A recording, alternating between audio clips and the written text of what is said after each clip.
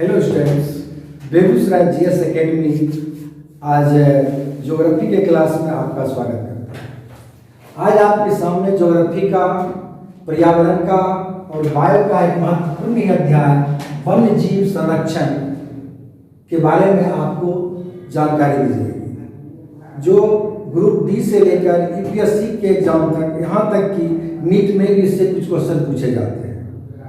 तो चलते हैं हम लोग वन्य जीव संरक्षण की ओर। तो वन्य जीव संरक्षण को जानने के लिए कि हमें वन्य जीव के संरक्षण की आवश्यकता क्यों पड़ी, पर्यावरण के संतुलन के लिए जैव विविधता अत्यंत ही अनिवार्य होती है, परंतु मानवीय गतिविधियों के कारण भारत नहीं बल्कि पूरे विश्व में वन्य जीवों का काफी ह्रास हुआ है, जिससे कोरोना जैसी महामारी का आप सामना कर रहे हैं और आने वाले दिनों में कितनी बड़ी बड़ी महामारी का सामना करेंगे। इसलिए वन्य जीवों का संरक्षण के लिए पूरे विश्व सतर्क हो गया और इसके लिए बहुत सारी परियोजनाएं लाई गई ताकि वन्य जीवों का संरक्षण किया जा सके। वन्य जीवों के संरक्षण के लिए मैं भारत के संदर्भ में आपको एक चीज बता दूं, एक प्रोग्राम आया है जिसको कहते हैं इन सीटू और एक को कहते हैं एक्स सीटू। इन सीटू और एक्स सीटू, इन सीटू को हम लोग कौन सीटू के नाम से भी जान सकते हैं।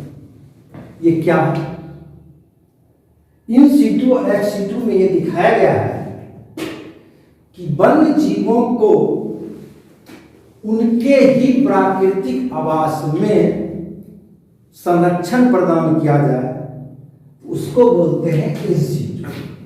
जैसे शेर जंगल में रहते हैं, उनको जंगल का प्राकृतिक माहौल चाहिए।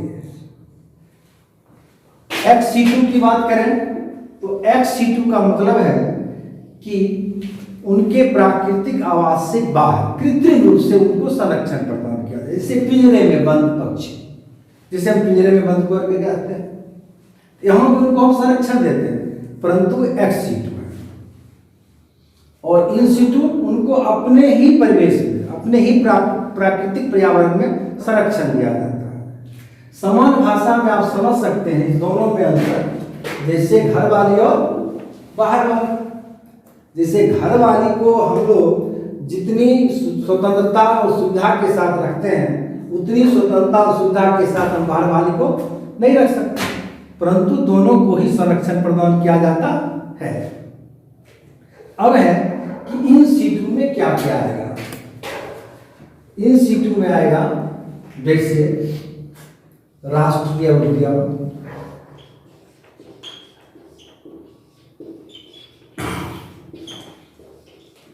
वन्य जीव अभ्यारण्य,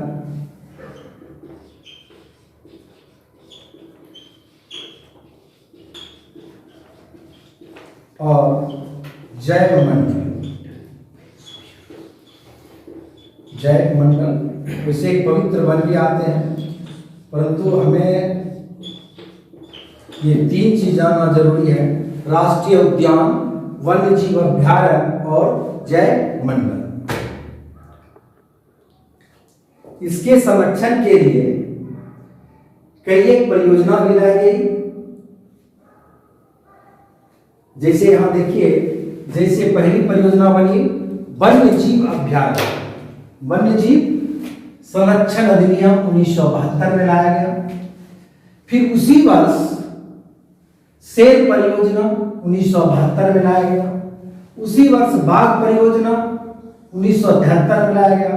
फिर 75 में लाया गया घड़ियाल एवं मगरमच्छ परियोजना। फिर 1987 में गैंडा परियोजना। फिर 1992 में हाथी परियोजना। और यहाँ मैं एक चीज और बता दूं आपको कि ये जो है माइक क्या है? Monitoring of illegal killing of elephants 2013 में बनाया गया। यहाँ पर हाथी के गैर तरीके से उनका जो हत्या किया जा, उनकी जो तस्करी की जा रही है, उसके लिए ये लाया गया। आपके एग्जाम में क्वेश्चन क्या पूछेगा, डायरेक्ट पूछेगा कि माइक का संबंध किस पशु से है। तो डायरेक्ट हम लोग हाथी को देखेंगे और ये बहुत ही इंपॉर्टेंट क्वेश्चन है और कई बार पूछा भी गया है। फिर देखिए कछुआ प्रोजेक्ट आया 1999 में, फिर गिद्ध प्रोजेक्ट 2006 में और गंगा डॉल्फिन संरक्षण 2009 में। अब यहाँ हम क्या देखेंगे, इसमें देखिए हम बाघ को राष्ट्रीय पशु घोषित कर दिए। बाघ मेरा क्या है, राष्ट्रीय पशु।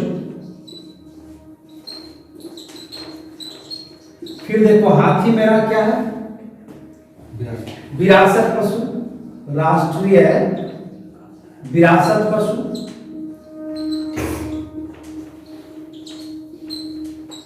और फिर यहाँ गंगा डॉल्फिन क्या है, राष्ट्रीय जलीय पशु, राष्ट्रीय जलीय पशु। अब यहां हमें देखना क्या है, इस तीनों में बच्चे डिफरेंट नहीं कर पाते हैं। एक्चुअली में क्वेश्चन पूछे जाते हैं तो बच्चे क्या है, राष्ट्रीय उद्यान, वन्य जीव अभ्यारण्य, जैव मंडल, पवित्र वन। और बच्चे यहाँ पे कंफ्यूज कर जाते हैं कि एक्चुअल में तीनों में डिफरेंट क्या है, तीनों हैं क्या। अगर तीनों जीवों का ही संरक्षण देने के लिए बनाया गया है तो फिर दोनों में कुछ तो अंतर होगा। उसी को हमें आज क्या करना है, समझना है। तो शायद हम उम्मीद करते हैं कि आप समझ गए होंगे कि इन सीटू और एक्स सीटू क्या है और इन सीटू में क्या क्या पढ़ना है। ये तीनों आपको लिखना जरूरी है। राष्ट्रीय उद्यान, इसको काटिए, राष्ट्रीय उद्यान, वन्य जीव अभ्यारण्य और जैव मंडल। और आप लोग लिख लिए होंगे। तो मैंने बताया कि इन सीटू को मुख्यतः हम लोग 3 पार्ट में बांट सकते हैं, राष्ट्रीय उद्यान, वन्य जीव अभ्यारण्य और जैव मंडल। और इसी तीनों में हमें डिफरेंस समझना। तो राष्ट्रीय उद्यान सबसे पहले समझते हैं एनपी, नेशनल पार्क, वन्य जीव अभ्यारण्य और जैव मंडल। तो राष्ट्रीय उद्यान किसे कहते हैं, तो राष्ट्रीय उद्यान और जैव मंडल और के बारे में अगर हम लोग देखें तो राष्ट्रीय उद्यान पूर्णतः सरकारी नियंत्रण में होता है।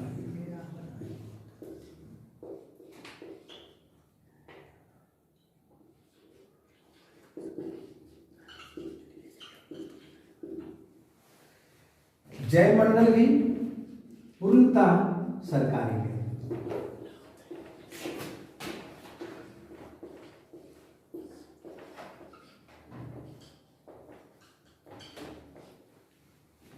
इस दोनों पे सरकार का पूर्ण रूप में नियंत्रण होता है। परंतु वन्य जीव अभ्यारण्य की अगर मैं बात करूं तो यहां सरकारी प्लस निजी दोनों का स्वामित्व हो सकता है। परंतु यहां पूर्ण रूप में सरकारी नियंत्रण और पूर्णतः सरकारी। दूसरी बात अगर मैं करूं,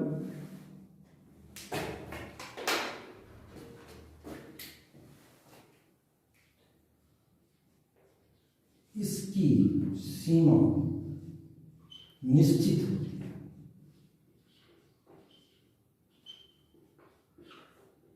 आप लोग मेरे साथ लिखते चलिए, इसकी सीमा क्या होती है, निश्चित होती है।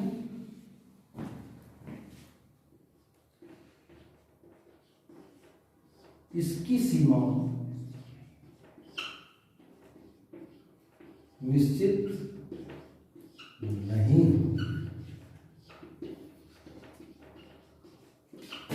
और इसकी सीमा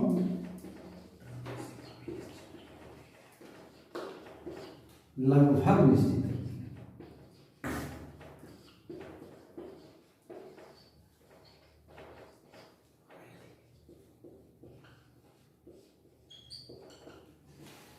ये आप दो डिफरेंट देख रहे हैं।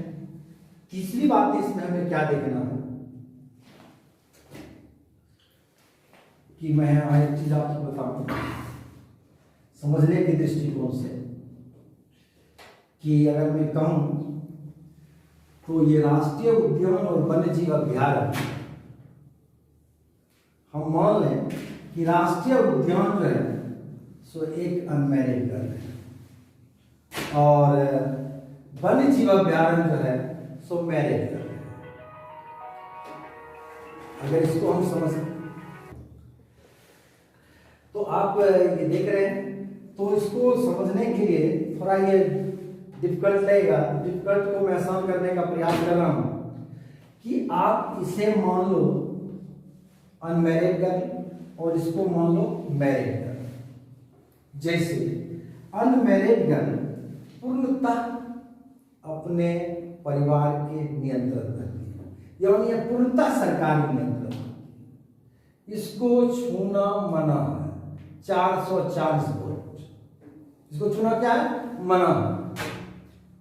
इसमें प्रवेश करना मना है, इसको परेशान करना मना है। अगर इस ढंग की बात होती है तो आपको कठोर से कठोर सजा दी जाएगी, जैसे लाइफ जूता तो लगेगा। उसी तरह अगर इस वन में किसी भी प्रकार की मानवीय गतिविधियां होगी, जैसे मानव का प्रवेश करना, पूर्ण रूप में इसमें वर्जित है। और ये मैरिज गर्ल है।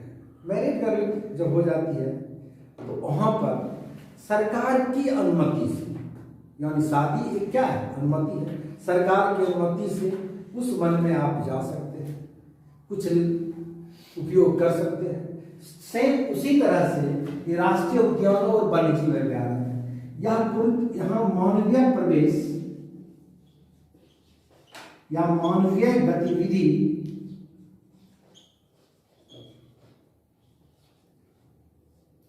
पूर्णतः वर्जित है। इसको याद कर लो, ये 440 वोल्ट है। परंतु यहां सीमित मात्रा में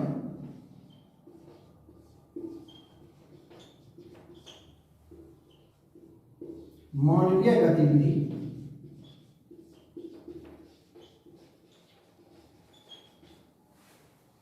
हो सकती है।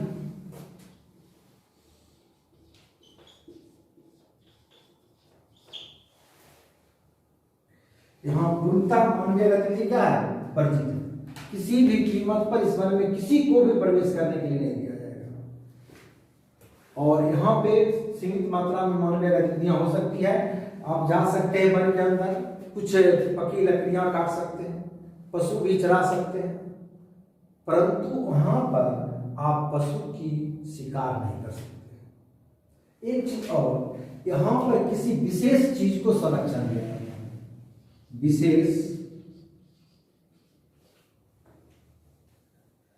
विशेष वन जीव को संरक्षण दिया जाता है।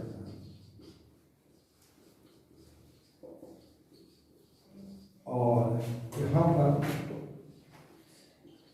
सभी प्रकार के जीवों को संरक्षण दिया जाता है।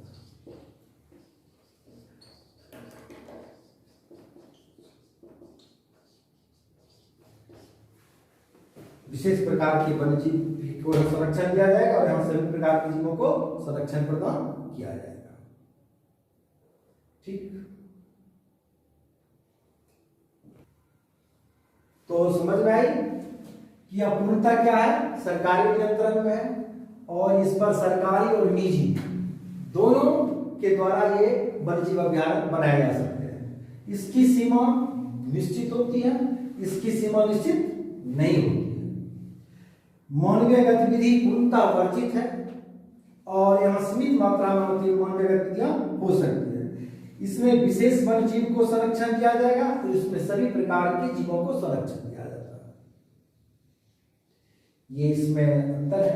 थोड़ा और अंतर, इसका अगर कहिए क्षेत्रफल कम होता है और इसका क्षेत्रफल अधिक होता है। इसका क्षेत्रफल क्या होगा?